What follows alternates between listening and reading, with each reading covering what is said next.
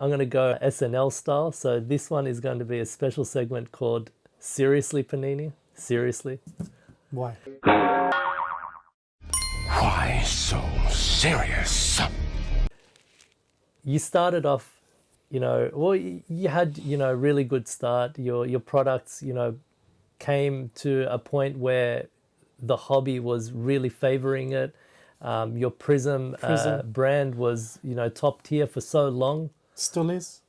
Well, one would argue. And not only that, it's top tier across the board of sports, not just. It has become kind of a standard in terms of not only the product itself, but also like a benchmark of pricing. Yes. You compare it to the Prism counterpart of X card, whether it be a rookie card or a silver card or whatever the case may be, a parallel variable.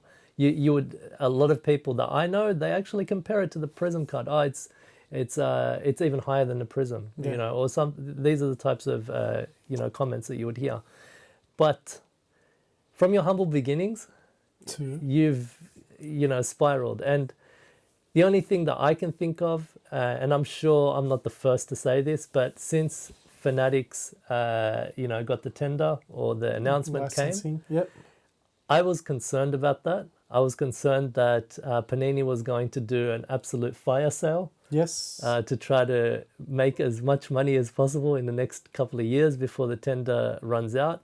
Whether or not there's any collaboration in the future with Fanatics or whatever the case may be, that's still to be decided.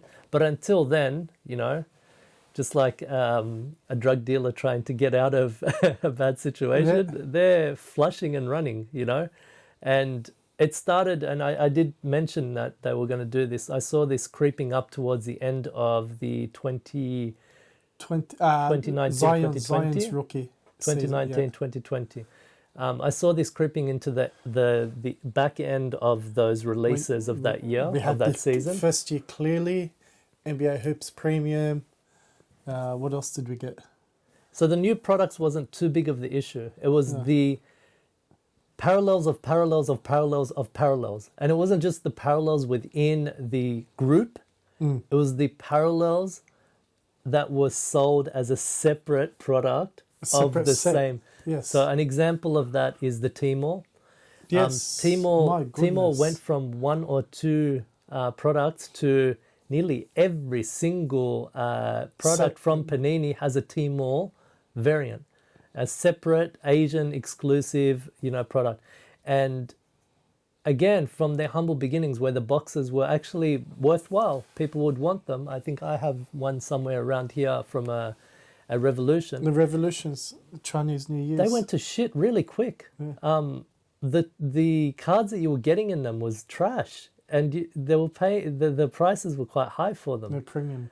And I know this is it seems like it's a very negative podcast that we're doing, but it is what it is. These are the things that we're observing. These are the things that we're seeing, and these are the things that we're seeing actually starting this. I'll get to labeling this era in a second. I've heard a lot of names thrown out. Yeah. But this shit show, this fire sale that Panini has started, this is what we're in at the moment. We're in the cusp of it. And everyone is realizing it. Everyone is seeing it.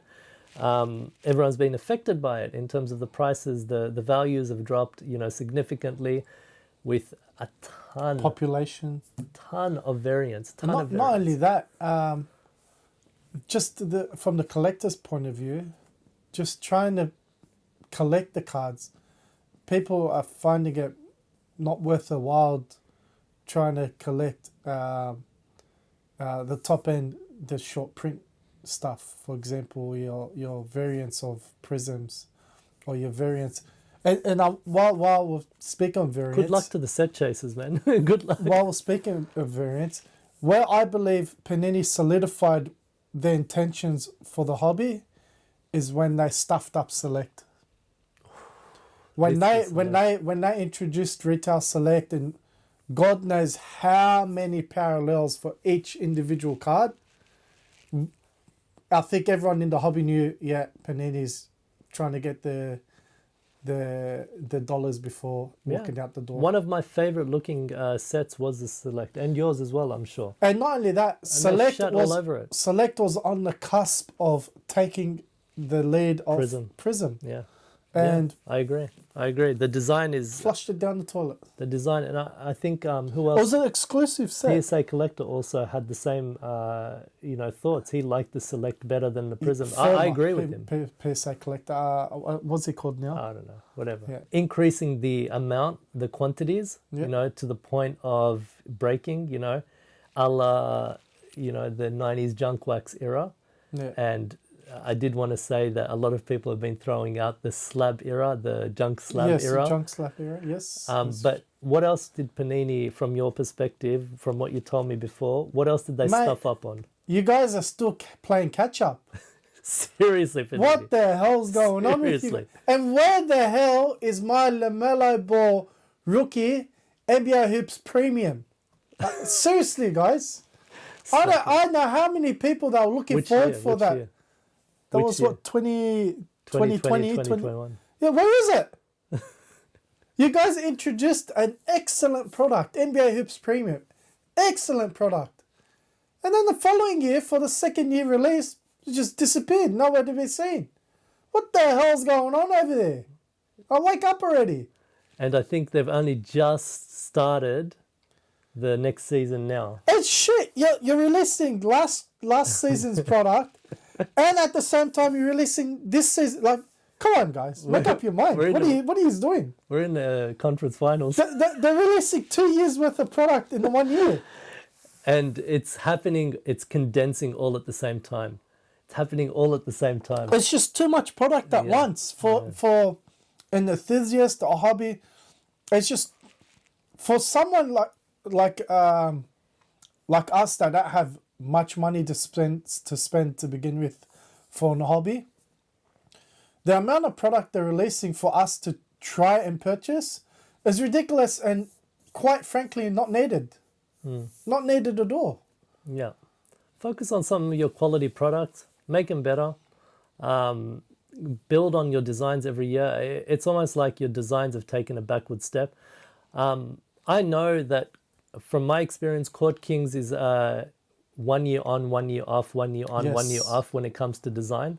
You had some bangers, and it's actually, it reminds me of a shoe that I collect. I know we're talking about cards here. Yeah. But the KD, for example, the KD line of shoes, there'll be 1 year where it's a flop, and the next year will be a banger, all time, great.